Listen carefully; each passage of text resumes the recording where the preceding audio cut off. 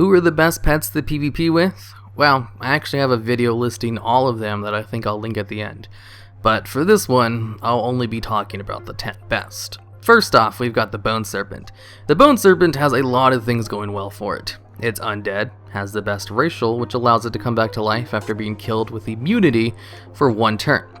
Has an overinflated attack power value, making all breeds valuable, and is the only non-flying type pet with a Darkness Nocturnal Strike combo, which is enough damage to 2-shot some pets, in addition to having its very own decoy breaker in the form of Bone Barrage, making it better than flying type pets who can use this very same Darkness Strike combo. Next up, we've got another undead pet, the Fragment of Anger. Spoiler alert, more than half the list is undead pets.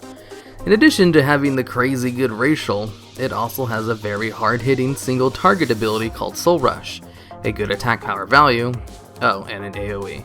A pretty good AoE called Spirit Fire Beam. Now, it doesn't hit as hard as Bone Storm, but it hits hard enough to be crazy useful in AoE teams. Plus, its hard-hitting Soul Rush ability has a 25% chance to stun. So you have chances with this guy to be even more annoying than usual. Number 8, the Ghastly Kid. It has the overpowered Haunt ability, which is the strongest dot in game, counts you as dead in the back row so you take no AoE damage, and gives you a free switch. In addition, it's got a priority move dodge to avoid dangerous attacks, or to simply buy you an extra turn of taking no damage while you wait for your Haunt to come off cooldown, and a critter type basic attack, making it good against undeads, the most popular type of pet in PvP because of the strong racial. Oh, and it's also an undead pet type itself. Number 7, the Unborn Valk, is the only other pet in the game with the overpowered Haunt ability, plus has a second dot to throw out before using Haunt for a ton more damage than the Ghastly Kid. Its third ability is just an undead basic attack and is fine and all, but it's pretty much debated whether or not the more damage from the Valk is better than the utility that the Ghastly Kid brings. It is also an undead pet. Number 6, the Frostwolf Ghostpup.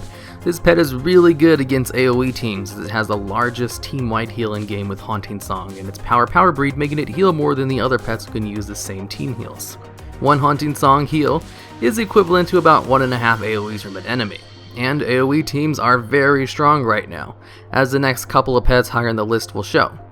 In addition to it being great against AoE teams, it also has a critter basic attack, which allows it to hit hard against other undeads. And Ghostly Bite, the hardest hitting undead move in the game, which allows it to kill Ore-Eaters. Number 5, the Fiendish Imp. Finally, a non-undead pet on the list. The Fiendish Imp is a great addition to pretty much any team. It has a switch out ability that does as much damage as a basic attack, allowing you to interrupt your opponent and force them to switch to another pet, all while they take damage. Since the Imp is really fast, it will go first and get off its switch more often than not. It also has the Immolation ability, which puts up an aura that does damage to your opponent every turn for 9 turns. It also hits from the back row. So if you switch your Imp out, it will do damage and heal up with its humanoid racial, which heals you for 4% of your health every turn you do damage. If you throw up Immolation and switch out, you'll heal up 1/3 of your health on the back row while doing damage. The Immolation also counts as an attack for decoy and is a great decoy breaker. Number 4, the Mechanical Pandarian Dragonling. This is the pet who throws out the annoying decoy that can really screw you over if you don't have a way to break it fast. All it does is block 2 attacks, and on a 9-round cooldown. This gives it a baseline 1 free attack right out the gate. Also, since the Dragonling is fast, it can use decoy to block timed attacks pretty easily. It also has Thunderbolt, a really good split AoE ability that does about 600 damage split between all active pets. If only one pet is alive when you use it, it just does a shit ton of single target damage. It's also a mechanical pet, meaning it has the second best racial in the game, can come back to life with 20% health after being killed. Since the MPD is fast, it's usually able to use its racial just as well as an undead pet, and get 2 extra moves off before finally dying, just like undeads can. Number 3, Graves. Now, lots of people will probably put Graves at number 1 in the strongest pet category, but I think that's just because it's a very popular pet, not because it's actually the best. Graves is the only pet in game with 2 AoEs on 2 separate tiers of talents, and they both happen to be very good.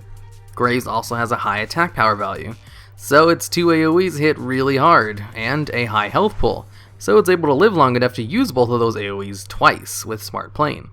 But in order to beat Graves, all you really need to do is kill it before you can get off its 2 AoEs twice, which isn't all that hard to do, unless you're running a team with no burst or critter damage. but you should always have either one or the other in the meta anyway. Bonus points if you're running a Frostwolf ghostpup who has all 3 things needed to counter Graves: critter damage, burst, and a team AoE heal. But it's kinda telling how good Graves is if the strategy for beating it is to kill it as soon as possible. Number 2, the Ore Eater. The Ore Eater I consider more of a problem than Graves, since if you don't have a way to counter it, you're not going to get a kill. I should also mention I'm including Crusher in this tier as well, since it's literally the same pet, only with a slightly different basic attack option that you never take anyway. The Ore Eater has the overpowered Shell Armor ability, which reduces damage from everything by around 250 for 3 turns. 250 is nearly as much as a basic attack's worth of damage, meaning it's entirely possible and common for an Ore Eater to literally take no damage during the 3 turns it has Shell Armor up. 4 turns if you're running an SS breed. Sometimes Ore Eaters will come out of the 3 turns of Shell Armor with more health, because they healed up with their humanoid racial after every attack. But Shell Armor is just one of the problems. The other is its Body Slam ability. Body Slam hits really hard single target, but has a 1 turn cooldown and does damage to the user. Except with Shell Armor up, the Ore Eater takes none of this recoil damage, and just lands Body Slam without any of the downsides. So not only is the Ore Eater able to take almost no damage for 3 turns, but it's able to hit extremely hard during those 3 turns. And that's why I think Ore Eaters are a little more dangerous than Graves. But funny enough, Graves actually has a decent matchup with Ore Eaters. Number 1, the most powerful pet in PvP, is the Teroclaw Hatchling. Now, Graves is a problem, but smart playing in team comp and the fact that it's a really popular pet in PvP allows you to plan ahead. Ore Eaters can dish out a ton of damage while taking almost none for 3 turns. But then it has 2 turns of downtime that you can use to kill it. The Teroclaw Hatchling has probably one of the strongest movesets in game, and is very hard to counter.